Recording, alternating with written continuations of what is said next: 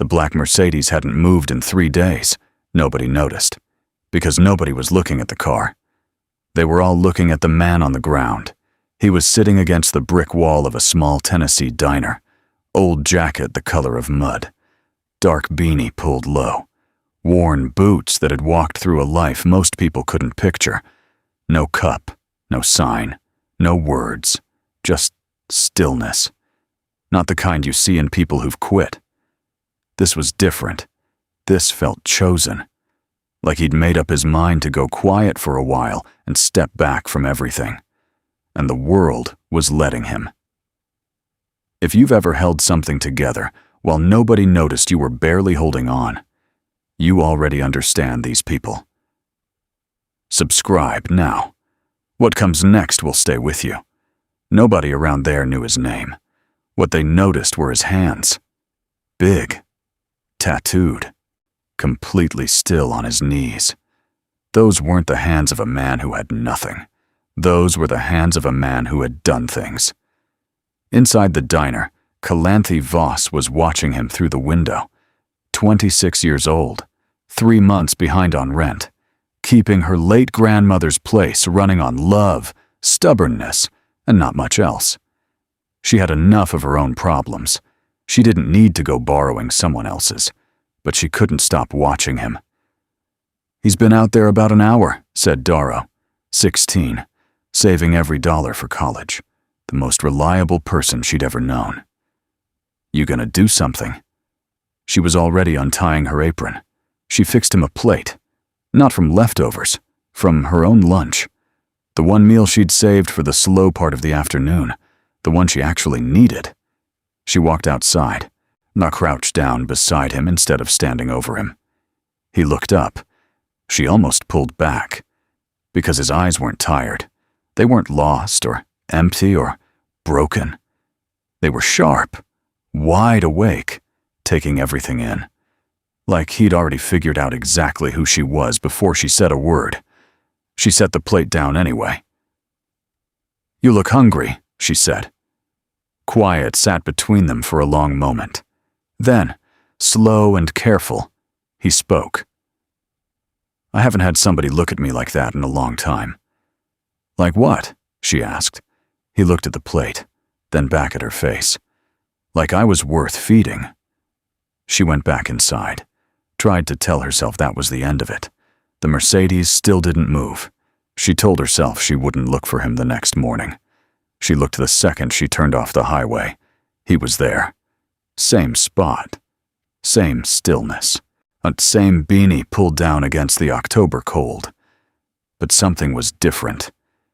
Sitting on the ground beside him was a small, potted geranium. Bright red. Fresh soil, packed loose and careful, like someone had taken their time with it. Calanthe stopped walking. She had one just like it by the front door of the diner. Her grandmother had planted it. For months now, she'd been watering it wrong. Too much on the leaves, not enough at the base. Watching it fade and not knowing why. He spoke before she got close enough to ask anything. "The one by your door is dying." His voice was low and a little rough, with something underneath it that wasn't quite American. "Soil's packed too tight. Water at the roots, not the leaves." She looked at him. "You know plants?" "My mother had a garden." He didn't say it like a story, just a fact. She used to say flowers tell you whether a person has a soul. Calanthe didn't move for a moment. "My grandmother said the same thing," she told him quietly. Something changed in his face. Not a smile exactly, more like a door. Heavy, old, shut for a long time, opening just a little. She set the geranium by the front wall without saying anything about it. Looked right there. She didn't let herself think too hard about why. Inside, Darrow didn't say a word. He just quietly added an extra portion to the morning pan. She noticed. She left it alone. Some things you don't poke at. Later that afternoon, she glanced out the window during the slow stretch after lunch. The Mercedes was still there. But one of the men standing near it was looking straight at her. Not at the diner. Not at the man on the ground. At her. Her stomach sank before her brain caught up. Somebody wasn't just watching him. They were watching everyone he talked to. A week passed. He came back every single day. And every single day, she fed him. She never made a thing of it. Just walked out with a plate, set it down, and went back inside like it was nothing. Normal. Just part of the routine. By day 3, Darrow was already adding extra to the pan before she asked. No discussion. No big moment. He just cooked more. 16 years old, and somehow one of the smartest people she'd ever been around.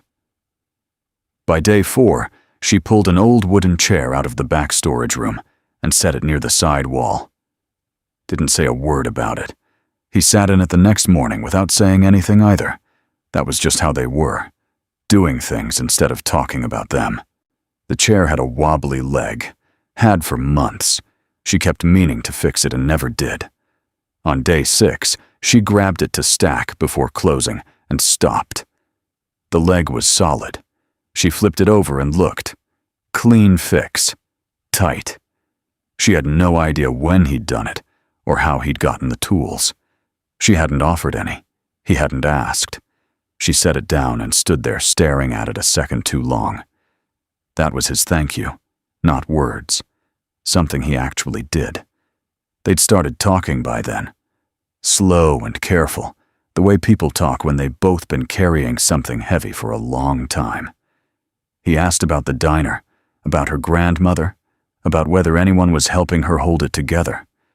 She told him the truth. All of it. The bank. The 60 days. The loneliness of doing it by herself. He listened like he meant it.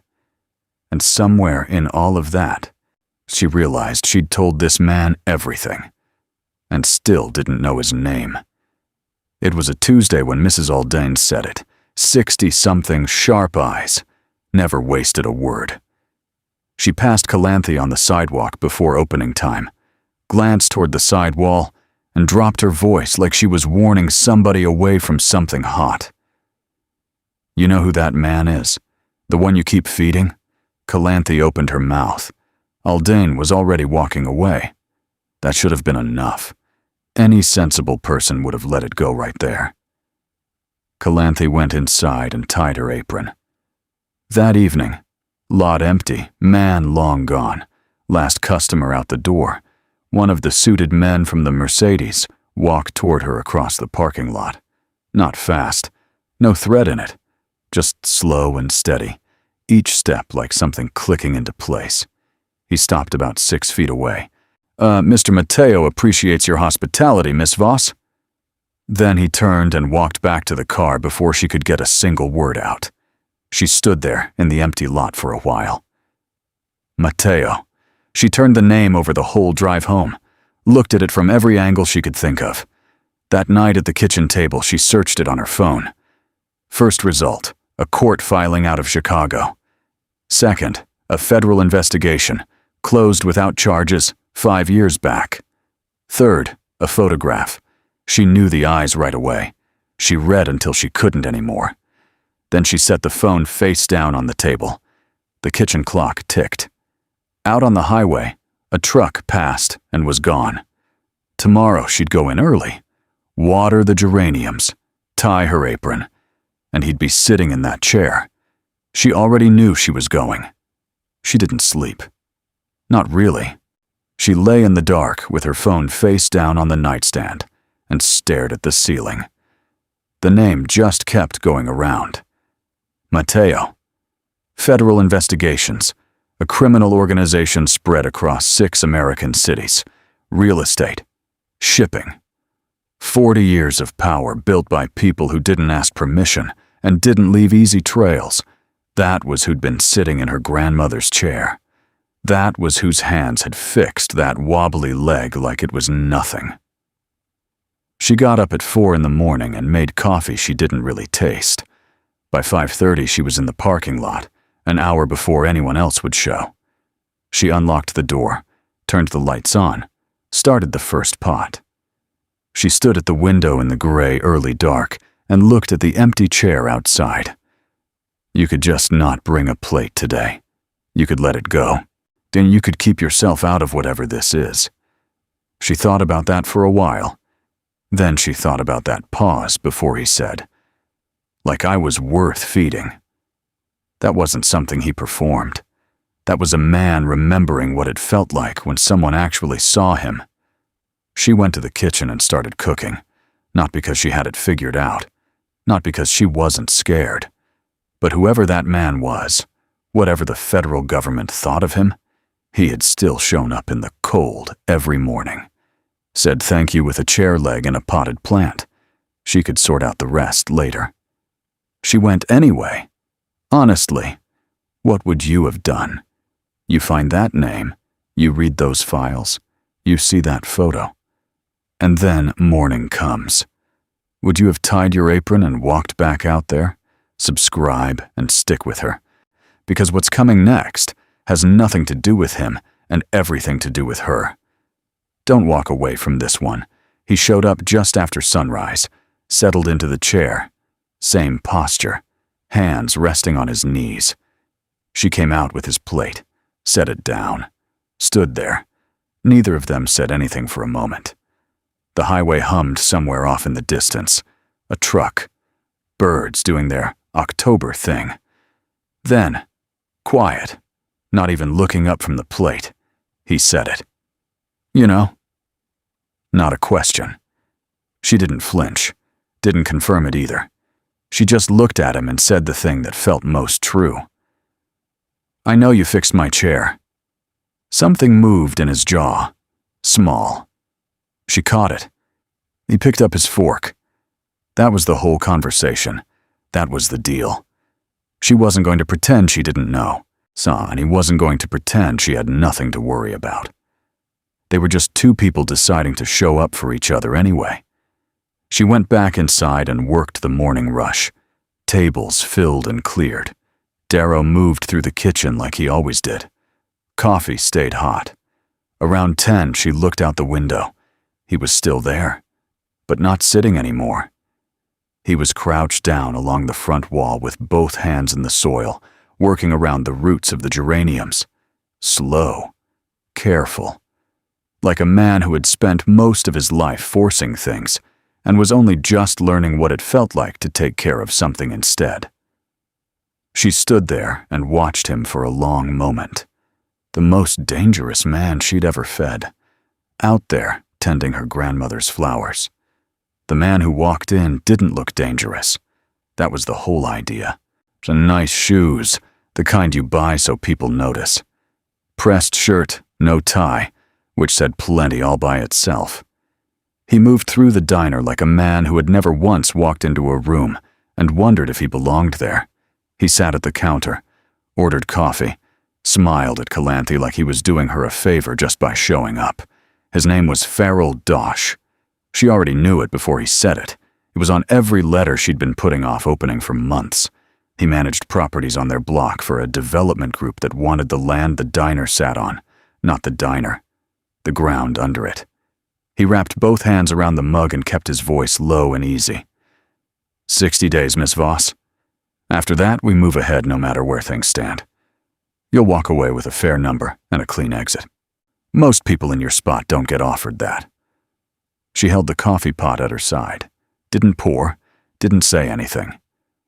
Think of it as a courtesy, he said. Not everybody gets one.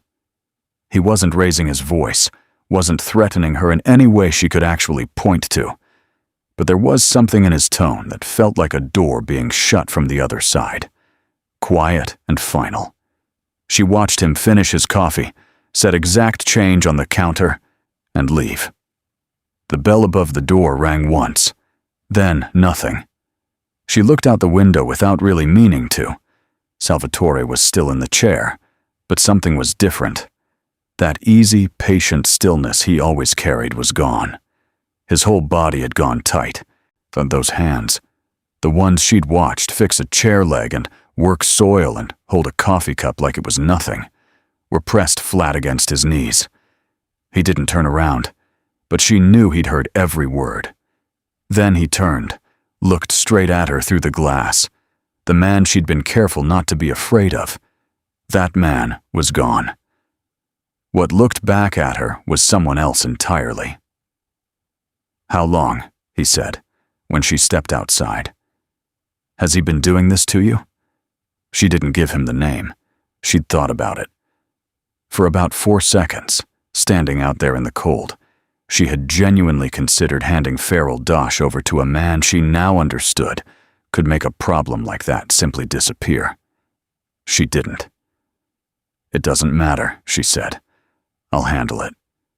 He looked at her for a long moment, not arguing, just taking it in. Then he sat back down. That was the thing about him she couldn't have explained to anyone who hadn't seen it for themselves. There was a capacity for violence in him, the way there's weather in the sky. All was there, never announced. But there was this other side, too. A patience that felt almost deliberate, careful. He got to choose which one showed up. That afternoon, she hauled out 2 trays of fresh soil. The flower beds along the front wall needed work, and she was done putting it off. She set everything down and got to it. He came over without a word. No invitation, no discussion. Just 2 people on their knees in the dirt, working quietly while the highway hummed in the background. Darrow watched from the window. Didn't say anything. Just turned back to the kitchen and started adding an extra portion to the pan. For good, from that day on. That evening, locking up, she noticed it. The black Mercedes was gone. For the first time in 2 weeks, that end of the lot was just empty pavement. She stood there looking at the space it left behind. She should have felt better about that. She didn't. She asked him straight. No lead-up, no soft approach, just 2 words, standing in the gray October morning with her coffee going cold. "Who are you?" He didn't answer right away. He looked out toward the highway, the passing trucks, the flat Tennessee sky, like the answer was out there somewhere, and he was deciding whether to go after it. Then he set his cup down. "I'm a man," he said, "who spent 30 years building something that made him stop being one." She waited. And now? He looked at his hands, the same hands she'd watched fix things, tend things, and hold things easy and careful. He looked at them like they belonged to somebody he used to know. "Now I'm sitting outside a diner in Tennessee, eating food a woman keeps bringing me, even though she can't afford to." She didn't argue. It was true. "Tell me about Benedetto," she said. His head came up. She hadn't planned to say it. She'd found the name buried deep in one of the articles, in a paragraph she almost skipped. Benedetto Matteo, 22 years old. The rest of the sentence wasn't something you forgot once you'd read it. The silence went long and tight. Then he told her. His son, 22 years old. Raised inside a world his father had built out of fear and force. A young man who hated everything about that world, but loved his father anyway. The way kids love parents who don't deserve it. Which is the worst kind of love there is. 3 years ago, a power struggle inside the organization. The same kind Salvatore had started himself years back to take what he wanted from somebody else. It came back around. Those things always do. Benedetto was gone in a single night. Salvatore told it plain. No shaking voice, no performance. That made it harder to hear, not easier. He said his son used to talk about getting out, finding somewhere quiet, somewhere that didn't ask anything of him. He saw a photo once, Salvatore said. A diner, small place off a Tennessee highway, red flowers out front. He pointed at it and said, "That's the kind of place, Papa. That's it right there." The morning sat completely still around them. Calanthe's eyes burned. She didn't look away. "He would have loved it here," Salvatore said. "He really would have," she cried. She's not going to pretend otherwise. And for the first time, he didn't look away from someone's pain. He just sat with it, like he'd been waiting a long time for somewhere safe enough to do that. You felt that. The grief underneath all that power, the father underneath all that fear, the kind of weight that money never touches. If this story is getting to you, really getting to you, don't stop here. Subscribe and stay with it. Because what comes next is where everything she's given starts to cost her something. You want to be here for that. The next morning, every flower bed out front had been redone. Fresh soil, roots loosened, dead leaves cleared. The geraniums stood up straight like they could finally breathe. She hadn't asked. He hadn't said a word about it. She stood at the front door and looked at them for a moment. Then she went inside and put the coffee on. They sat outside together before the first customers came. No pretense between them, no history getting in the way. Just two people who had carried a particular kind of loneliness for so long they'd stopped giving it a name.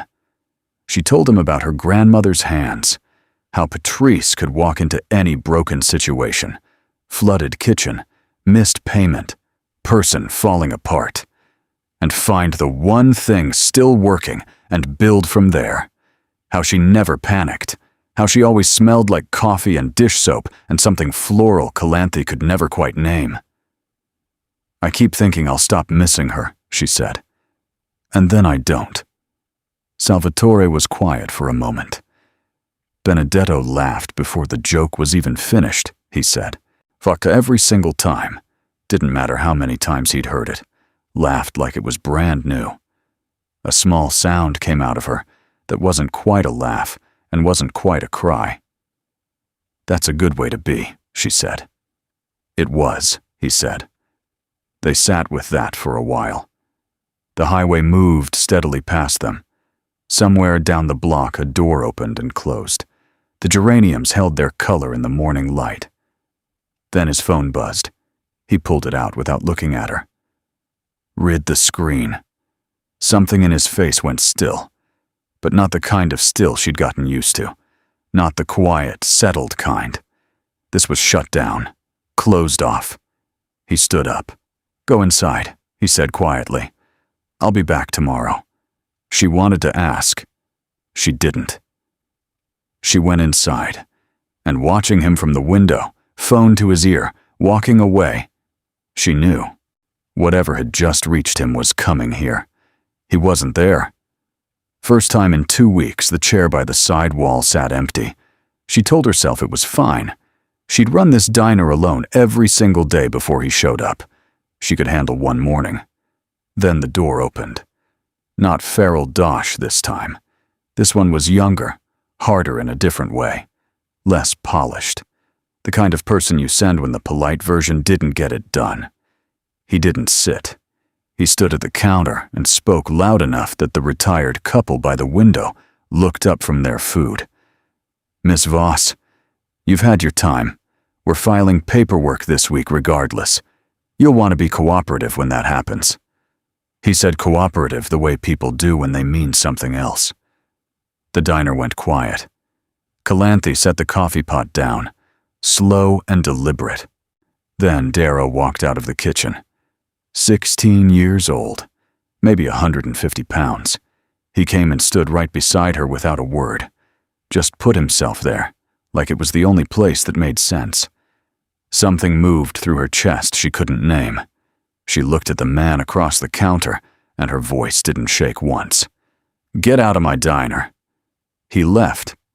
Slow, the way people do when they want you to know they're choosing to go. But he went. She stood at the counter after the door closed and just breathed. Darrow went back to the kitchen. No speech, no big moment. That night, locking up alone in the dark, her phone rang. Unknown number. A voice she'd never heard. Flat. Calm. Professional. Miss Voss, the development project has been relocated.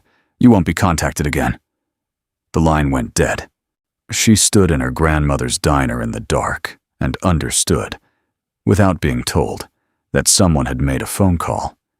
And it wasn't her. She almost missed it. She came in before sunrise, earlier than usual, pulled by something she couldn't explain. Turned the key, pushed the door open, reached down like always to move the geranium pot out of the way. Her hand hit paper, an envelope, plain white, tucked flat under the pot, like someone had set it there on purpose, carefully, not wanting it found too soon. She stood up slow, stayed in the open doorway with the cold morning air at her back. Inside was a cashier's check. She read the number twice, then a third time. 8 months of trouble. Every debt, everything the bank had been circling, the back rent, the overdue utilities. The number she'd stopped writing down because, looking at it, had started to feel like standing at the edge of something she couldn't come back from. All of it, covered. Folded behind the check was a single sheet of paper. Handwritten. Careful, old-fashioned script, the kind from a person who learned to write when it still meant something. 3 sentences. Your grandmother was right about flowers. Benedetto would have loved this place. Don't let them take it. No name. She read it once. Then again. By the third time, she couldn't see the words well enough to get through them.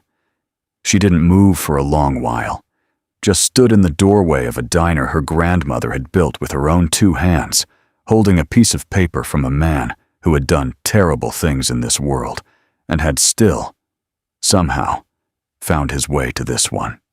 After a while, she looked out at the chair. Empty. She'd known it would be. He wasn't coming back. She understood that without needing anyone to say it.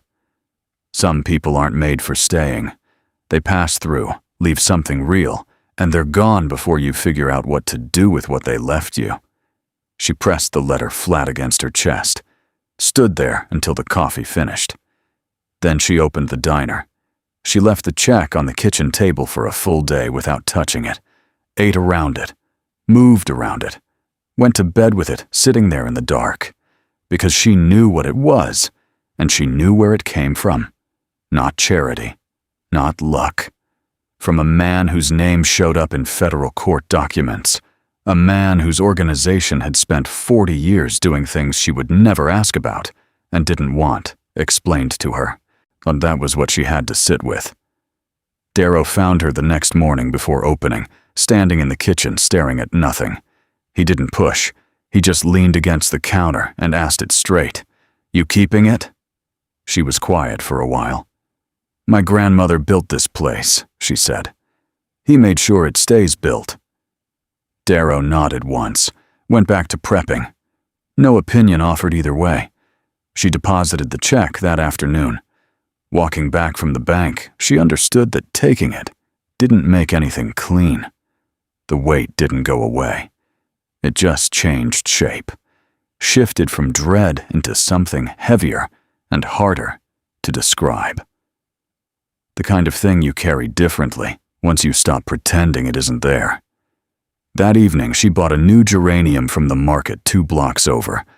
Bright red. Good roots. And she repotted it herself. Soil loose, room at the base, watered at the roots, exactly the way he'd shown her. She didn't say what it was for out loud, but she knew. Some debts you can't pay back. You just make sure the thing they protected keeps living. She found it by accident. 3 weeks after the envelope.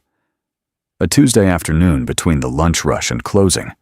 She was looking for an old supplier contact and went too far down a hole of local history pages and travel blogs. Then she stopped scrolling. A photograph, posted 6 years ago by someone just passing through on a road trip. No story, just a caption that said, "Little diner off the Tennessee highway. Looked too good not to photograph." It was the Crossroads Diner, her grandmother's sign, the old 1978 lettering. Not morning light coming through the front window at that particular angle, it only hit between 7 and 8. And out front, Patrice's geraniums, red and full, lining the whole front wall. The same photograph, the one a 22-year-old named Benedetto had pointed at and said, "That's it, Papa. That's the kind of place." She sat at the counter for a long time without moving. He hadn't come to Millhaven on business, hadn't come to test anyone or settle anything, or remind anybody who he was. He came because his son had seen a photograph of her grandmother's flowers and decided, without ever once setting foot here, that this was somewhere worth landing. And the father made the trip his son never got to make. She closed the laptop. Son went to the small cabinet behind the counter where Patrice used to keep recipe cards and a spare key and nothing else. She printed the photograph, put it in a plain frame, set it on the shelf, not facing the customers, facing her. So she'd see it every morning, a young man who picked this place before he ever knew it was real. She'd make sure it stayed worth choosing. Some mornings, she still reaches for a second cup, not for herself, just habit. The way your hands remember things your mind has already let go of. She sets it back, pours one, gets on with her morning. The Crossroads Diner is still standing. The roof got fixed, right this time, not patched. The sign out front still says, Est. 1978, because some things deserve to stay exactly as they are. The register doesn't make her stomach drop anymore when she opens it. The geraniums along the front wall are the healthiest they've ever been. She thinks about Salvatore Matteo more than she probably should. Not the way people assume when she's ever tried to describe any of this. There was nothing romantic between them. What it was, and she's turned it over enough times to be sure, was recognition. Two people who had been carrying something heavy and private for so long, they'd stopped noticing how much it had worn them down. He saw her. She saw him back. That's rarer than it sounds. She's thought more than once about whether a person who has spent decades doing real damage can still do genuine good. Whether it counts. Whether kindness that comes after a long history of the opposite thing means anything. Or whether it's just a man trying to even out a scale that can't be evened anymore. She thinks it counts. But she doesn't think it comes free. He paid something to sit in that chair every morning. Not money. Something harder. He paid attention. He chose quiet over force. Fixed things without being asked, and left without making her thank him. For a man who'd spent his whole life making the world move around him, that cost more than the check ever did. She never heard from him again. She didn't expect to. Some people aren't meant to stay. They stop long enough to leave something real, and then the road takes them back. Every morning she goes out front before the first customer arrives, crouches down at the flower beds, watering can in hand. Roots, not the leaves. Exactly the way he showed her.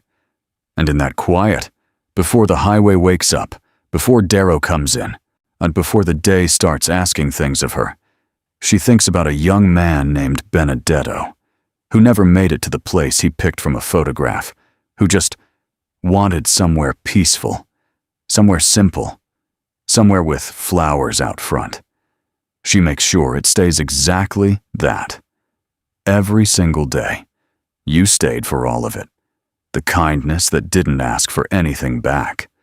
The grief that never made a big entrance. The kind of redemption that just shows up one morning and fixes a chair leg. That means something. Subscribe and stick around. We tell the stories that never make the news. The ones that happen quietly, between ordinary people, in places just like this. You found your way here for a reason. Don't leave now.